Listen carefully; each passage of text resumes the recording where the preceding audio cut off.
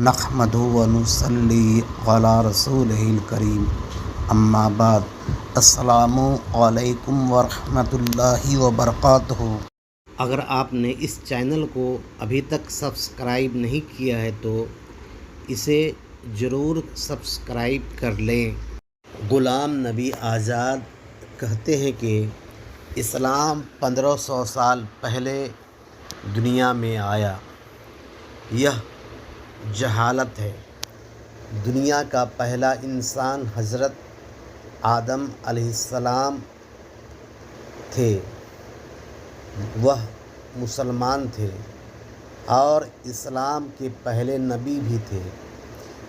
غلام نبی آزاد نے کہا، مغل کو آنے سے پہلے سب ہندو تھے۔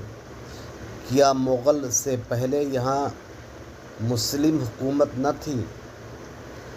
کیا محمد بن قاسم سے پہلے یہاں مسلمان نہ تھے؟ یہاں کے لوگوں کو ہندو نام محمد بن قاسم نے رکھا۔ اس کے پہلے ہندو مذہب کا نام کیا تھا؟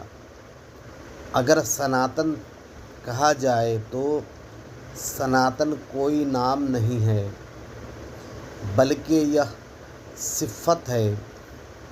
اس کا معنی قدیم ہے۔ سناتن دھرم کا معنی ہوا پرانا دھرم۔ اسلام بھی سناتن دھرم ہے۔ جو دھرم کا کوئی نام نہیں وہ اسلام سے قدیم کیسے ہو سکتا ہے؟